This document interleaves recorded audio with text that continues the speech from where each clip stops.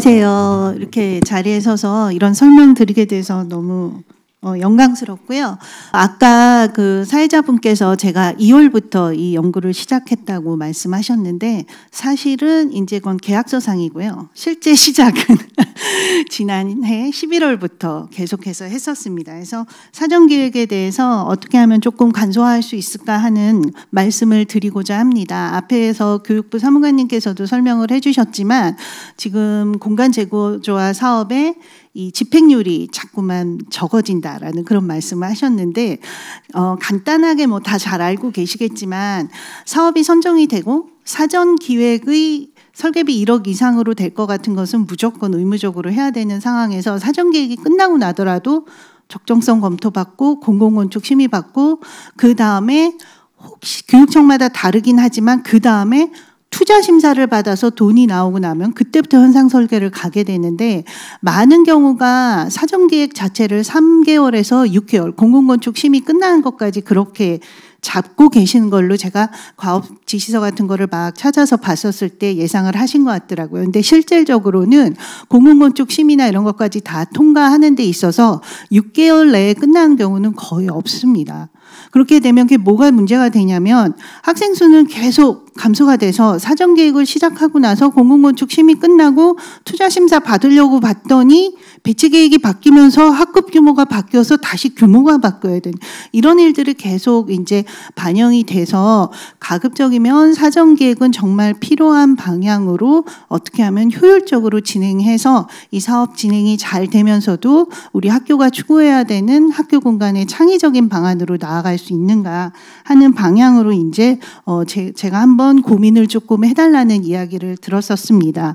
말씀을 드리게 되면 사전기획 제도의 원래 근본 취지는 가장 중요한 돈, 그 다음에 면적은 어느 정도 돼야 되냐, 그 다음에 이 학교에 있어서 가장 중요한 핵심 사항으로 어떻게 바뀌어야 하는 이 비전 세 가지를 명확히 해서 나중에 진짜 설계자가 들어왔을 때 뒤늦게 돈이 바뀌고 학급수가 바뀌고 이렇게 하지 않고 그 설계자가 제대로 설계하고 그 다음에 그대로 공사가 잘 진행될 수 있도록 하는 것이 사전계획의 근본 취지입니다.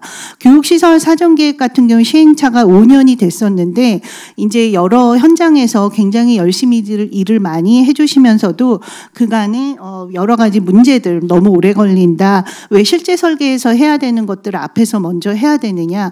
교육계획 같은 경우에도 나중에 큰 이야기만 던져주면 교사들이 조금 더 공사하는 그 시간에 모여서 함께 교육계획을 좀 더 구체적으로 해야 되는 거 아닌가. 그런데 왜 앞에서 해서 지금 이것 때문에 사업이 점점 미뤄지는가 하는 이런 이야기들이 굉장히 많이 나왔습니다. 그래서 어떤 식으로 조금 간소화할 수 있는가 했었을 때 이제 제가 이제 맡은 부분은 사업 사전기획 신청, 검토를 신청할 때 제출하게 되는 사업계획서. 사업계획서 같은 경우에 이제 신청 서식 중에 하나고요. 이건 지침하고도 함께 엮여 있습니다. 이 적정성 검토 신청 서식하고 그다음에 사전기획 자체를 발주할 때 교육청에서 그 용역하는 그 발주서를 이 과업설명서죠. 과업지시서라고도 부르는데요. 이 과업설명서 같은 경우에는 어떤 일을 어떻게 해야 되는지 좀 자세하게 설명하는 그러한 내용이기 때문에 요 두 개, 그다음에 좀 더 요약해서 자기가 활용할 수 있는 체크리스트, 요 세 가지 체크리스트 같은 경우에는 안전원에서 이제 함께 개발을 했습니다. 그래서 요 세 개를 위주로 간소화할 수 있는 방향을 쳐다보기로 했고요.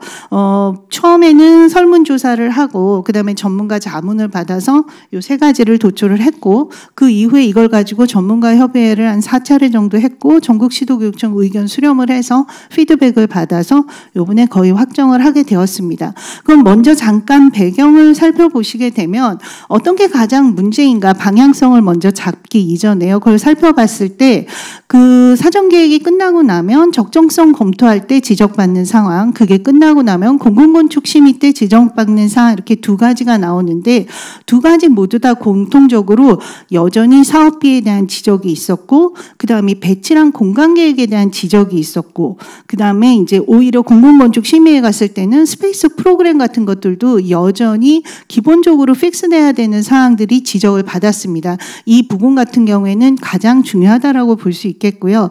그렇다면 사전기획으로 세부적으로 들어갔을 때 어떤 부분이 가장 핵심적으로 필요할까 혹은 부분 아닐까 하는 이제 설문조사를 했었을 적에 5점 그 평균 척도로 봐서 가장 중요하다고 생각하고 나온 것들이 5점, 가장 더 중요하지 않다라고 생각하는 것들이 0점으로 해서 점수를 냈을 때 4.0 이상으로 나온 건 굉장히 중요하고 3.5 이하로 나왔을 땐 조금 덜 중요해서 조금 이것들을 효율화할 필요가 있지 않겠느냐 했었을 때 나왔던 것은 가장 오히려 중요한 거는 현황조사가 중요하고 그다음에 스페이스 프로그램 설계 공모를 위한 그 주요 설계 지침이 가장 중요한 반면에 그 교육 비전하고 교육 목표하고 이 교육하고 관련된 부분들은 조금 나중에 해줘도 되지 않는가 하는 낮은 필요성, 그러면서도 또 이 공간 쪽에서도 에너지 효율화, 아까 그린하고도 관련이 되는 건데요. 에너지 효율화, 수목 및 환경 계획, 안전, 이러한 것들은 나중에 해도 될 일을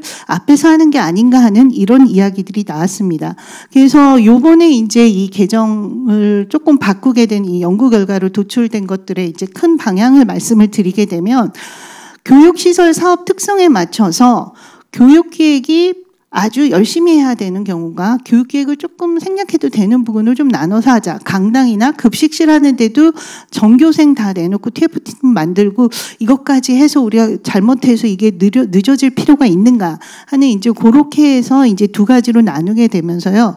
가장 조금 중요하지만 정말로 건물 짓는데 바로 중요한 부분만 핵심적으로 도출될 수 있게 교육과정이나 교육 기획에 대한 것들은 감소화하고, 사용자 워크샵 같은 경우에도 모두 다 모여서 하는 것보다 다양하게 심층 인터뷰를 해도 되고 관찰 조사를 해도 되고 교사들만 와서 해도 되고 해서 정말로 그 학교 특성에 맞는 방법을 가지고 시작하자 하는 쪽으로 교육과정에 조금 간소화하는 방향으로 이야기를 했습니다. 이 사용자 워크샵 같은 경우에는요, 아까 전에는 제가 보통 많은 경우에 사전기획 기간을 3개월에서 6개월로 보신다고 하셨는데, 학교는 3월에 개강해서 7월쯤에 방학을 하게 되고 학기 초에는 사전 워크숍 하자고 대밀지도 못하고요. 왜냐하면 학교 너무 바빠서요. 그런데 과업설명서를 봤더니 어떤 교육청에서는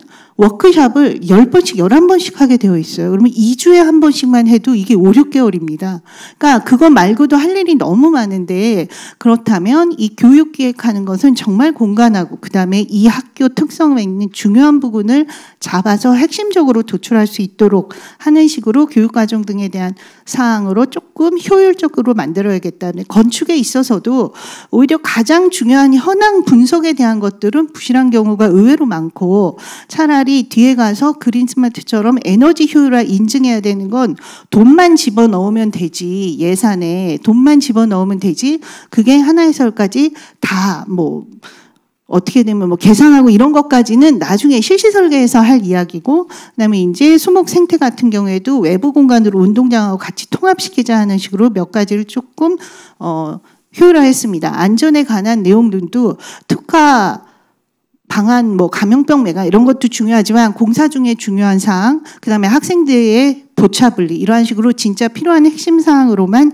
이야기를 했으면 좋겠다 해서 간략화하는 방향으로 했습니다. 그러면서 결국에 사전계획의 가장 큰 결과는 설계 지침으로 나와서 나중에 현상 설계에서 나오는 사람들이 실질적으로 이것을 보고 창의적인 설계안을 내놓을 수 있도록 하기 위해서 일반적인 기본 설계 방향 지침하는 것과 정말로 중요한 중심 공간 설계 방향, 이렇게 해서 특화 지침식으로 나눠서 작성할 수 있도록 그러한 내용을 담았습니다.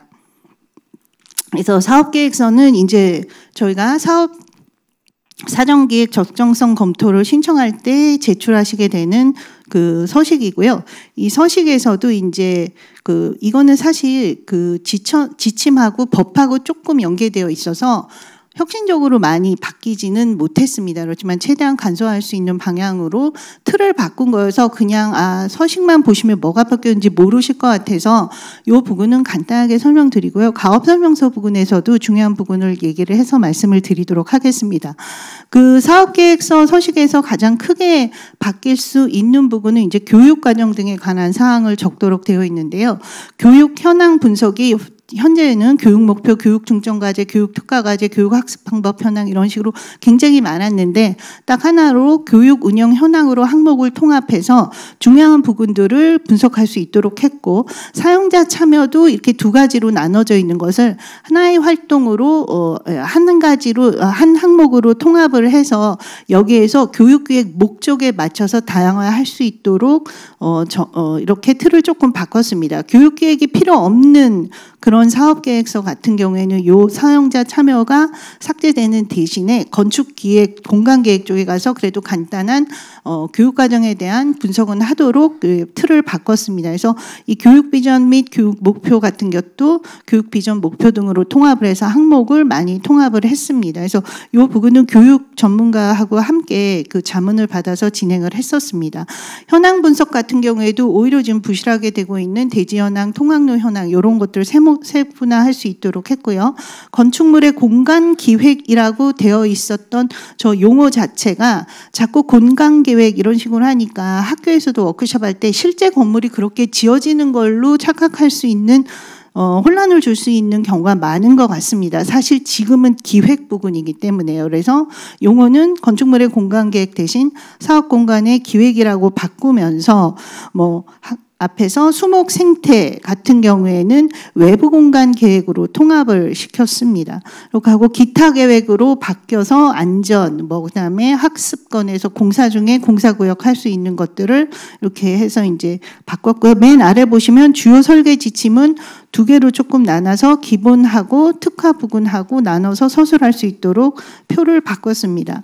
그다음에 이제 과업 설명서 부분인데요. 과업 설명서 같은 경우에는 잠시만요. 얘가 뭘 예약을 했다고. 네. 지금 그 과업 설명서 같은 경우에는 전국 시도교육청의 과업 설명서를 제가 쭉 수집을 해서 봤는데 너무 차이가 많이 났고요. 실제로 교육기획 쪽에 대해서 과업 설명서가 긴 부분은 그쪽 시도교육청에서 나는 사전기획서는 교육 워크숍 한 것만 엄청 많고요. 오히려 공간 쪽이 약해져 있고 해서 실질적으로 과업 설명서의 내용에 따라서 사전기획에도 차이가 난다라는 것들을 확인을 했습니다. 그래서 요번에 이제 개발한 것 같은 경우에는 표준안이라고 하면 우스울 수는 있겠으나 이렇게 이 기본적인 거를 만들어 드리면 거기서 아마 필요한 것들을 조금 가감하실 수 있지 않을까 합니다. 그래서 크게 과업의 기본 개요, 과업의 구성과 세부 내용, 과업의 수행 지침 이렇게 세 가지로 나눴는데요.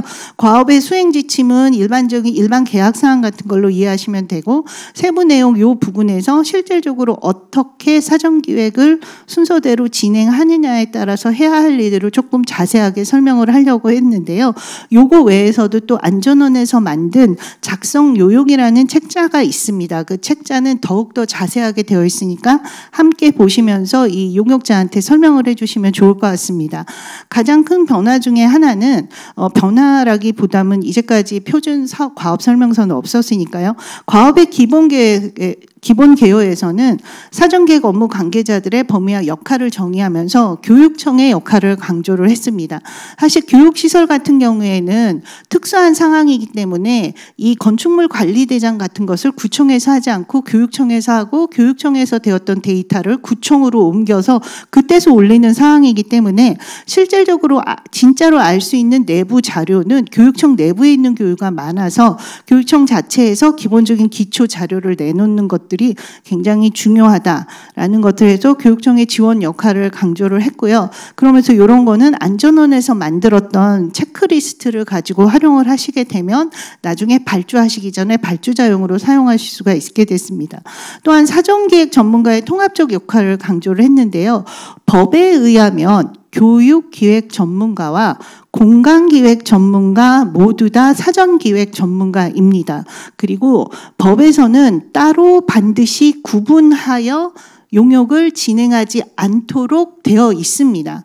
그러나 시도교육청에서 즉 초중고등학교의 감독기관의 장이 교육기획 전문가를 따로 두기를 내부 지침으로 만들어 놓으면 그렇게 진행하셔도 되기 때문에, 그렇지만 법에서는 반드시 따로 둘 필요는 없고, 저희는 이제 이게 전체 중앙에서 만들어낸 거기 때문에 사전계획하고 전문가가 교육과 공간이 분리되어 있다 하더라도 둘이 굉장히 유기적으로 함께 용역을 진행을 해야지만 이것이 학교 공간 재구조화의 가장 큰 목표에 부합한다라는 의미에서 이제 통합적 역할을 강조하는 식으로 서술을 했습니다. 그렇다면 옆에서 보면 사용자 참여를 어떻게 바꾸면 좋을까를 잠깐 여기 예시도를 보시면 더 이해하시기가 쉬울 텐데요. 보통 사전계획 전문가가 교육지원청에서 먼저 제공해준 자료들과 기초 자료를 가지고 학교 현황을 분석을 하게 됩니다. 그 다음에 이제 기본적으로 대부분 학교 구성원을 대상으로 이용자 설문조사를 하게 되고, 이용자 설문조사를 하게 되면 학교에서 만들어진 협의체 등을 통해서 사용자 워크숍을 하게 되는데, 이 사용자 워크숍의 목표는 교육기획하고 이런 것들을 끌어내는 것도 있겠지만, 이용자 설문조사에서 확인할 수 없었던 공간 이용 행태나 이런 것들을 찾기 위해서 하고, 여기에 나와 있던 교육기획의 이 내용을 가지고 공간 기획을 만들어서 이 대충 나와 있는 이 안으로 두 번째 사용자 워크숍을 해서 이 사용자 워크숍에서 나왔던 피드백을 가지고 이 공간 기획의 주요 비전을 픽스하는 방식으로 하는 것이 가장 효율적으로 진행할 수 있겠다. 왜냐하면 학교에서 워크숍을 하는 경우에도 물론 선생님들, 학생들 상상력도 좋고 굉장히 훌륭하시지만 공간 전문가가 아니기 때문에 어떤 구체적인 안들 없이 그냥 한번 그려볼까요? 하면 제대로 나오지 않기 때문에 이러한 부분을 어떻게 효율화할 수 있는가 하는 그런 부분 때문에 이런 안을 만들게 됐고요. 또한 여기에서 이 사용자 워크숍이라고 되어 있는 이 부분도 우리가 TFT팀 통해서 하는 것들이 아니라 다양화해서 정말로 필요한 심층 인터뷰 교사 그룹만 할 수도 있고요. 교사들하고만도 TF를 해도 되고, 혹은 학생들하고 TF를 만들어도 되고, 관찰 조사를 해도 되고, 어떤 강당이나 급식식 할 때는 관찰 같은 거를 할 수도 있고 해서 다양하게 이렇게 만들어냈습니다. 그렇다면 바로 이 사용자 참여를 간소화하고 명료하는 걸 잠깐 더 살펴보시면, 모든 학교의 사용자 참여 방식과 교육기획이 동일해야 하는가? 지금 사전계획을 검토하시는 많은 분들이 교육기획이 동일하다 이런 말씀을 많이 하셔서 그러한 것들이 어떻게 하면은 정말로 학교의 주요 핵심 방안하고 바뀔 수 있는가 하는 것들을 사례를 많진 않았으나 한번 찾아봤습니다. 그래서 보시게 되면 지금 개축이었고요. 이거 같은 경우에는 학생 TF팀을 통해서 이 학생들한테 직접적으로 어떻게 사용을 하고 수업을 어떻게 하느냐에 따라서 안을 받아서 그러한 것들이 크고 작은 안에 반영되도록 했던 그런 내용입니다.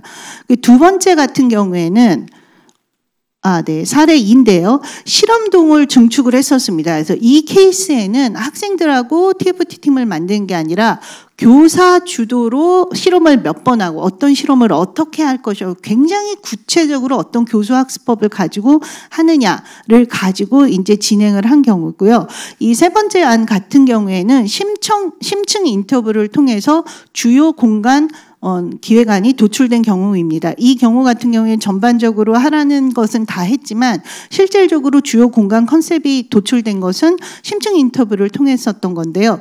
이거 같은 경우에는 이제 특수학급이 다른 학교에 비해서 조금 많이 있었고, 특수학급 인터뷰를 통해서 이야기를 했을 때 특수학급 여기에서 교사들이 학생들의 수업 중에 하나 굉장히 중요한 게 작업실로 해서 바리스타 교육을 하고 꽃꽂이 교육을 하고 빵 교육을 하는데, 얘네들을 조금 더 교육시켜주기 위해서 일부러 교무실에 계시는 다른 일반 선생님들이 와서 커피를 사주신다고 하신 거예요. 그리고 이렇게 했던 학교 정규 수업 끝나고 나서 일반 학생들한테도 꽃꽂이 수업할 사람, 바리스타 수업할 사람 했는데 엄청나게 인기가 많아서 마감이 됐다라는 이런 인터뷰를 통해서 들었습니다. 중학교였는데요. 의외로 고등학교를 인문계로 가지 않고 진로를 달리 잡고 있는 친구들은 이런 게 인기가 있다고 해서 이러한 것들이 어떤 식으로 공간기획에 반영이 됐냐 하면 모든 학교 구성원들이 동의를 하셨는데, 특수학급 작업실에서 이 하는 것들을 이 학교에 매점이 없었거든요. 학생들의 매점처럼 활용할 수 있도록 하고 그게 앞에 있는 학생 홈베이스로 연결이 돼서 자연스럽게 그 특수학급 학생들과 일반 학생들도 교류하고 작은 사회를 경험할 수 있는 그러한 식으로 해서 이게 특수학급 인터뷰를 통해서 공간의 주요 기획이 여기에 보시면 서로를 배우는 성장 공동체 이런 식으로 바뀌게 된 그런 케이스입니다. 이런 식으로 사용자 참여 같은 경우에도 공간으로 도출될 수 있는 교육과정 혹은 그 교육과정의 특색 교육 이러한 것들에서 핵심적으로 뽑아낼 수 있고 효율적으로 진행할 수 있도록 이해가 되도록 하고요.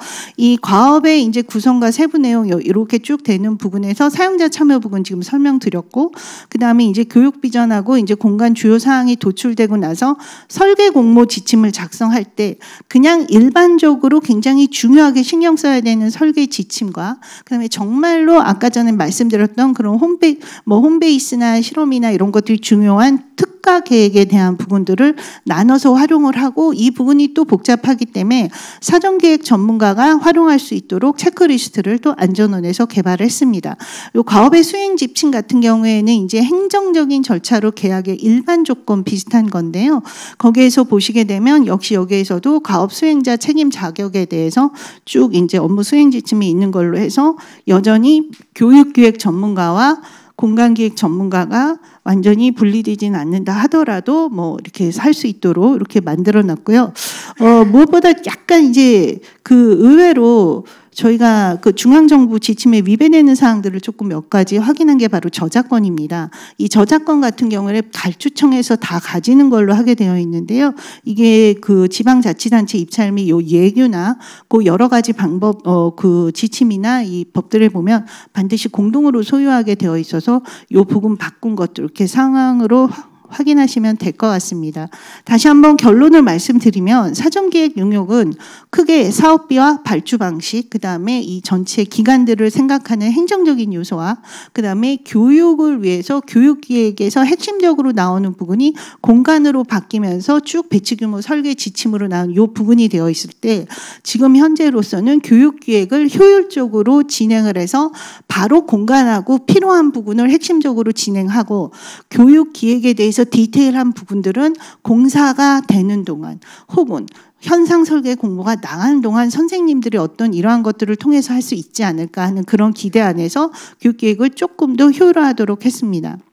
그래서 보시면 사용자 워크숍을 조금 간소화하고 교육계획을 간소화하고 그 다음에 이후에 있었던 사업 진행에 혼란을 줄 수 있는 내용 명확화가 현황 분석, 의외로 기초 자료가 제대로 제공이 안 돼서 한참 지나고 나서 문제가 되는 경우가 있어서 현황 분석에 대한 것들을 좀 더 철저히 하는 것, 그 다음에 실제 건축계획, 즉 사전계획이 아니라 이후의 계획에서 진행되어야 할 내용을 간소화하는 측면에서는 에너지 효율화, 생태 수목개혁 이런 식으로 해서 간소화하는 방식으로 지금 크게 두 가지의 내용이 지금 현재 나가고 있습니다. 예, 이상으로 발표 마치겠습니다.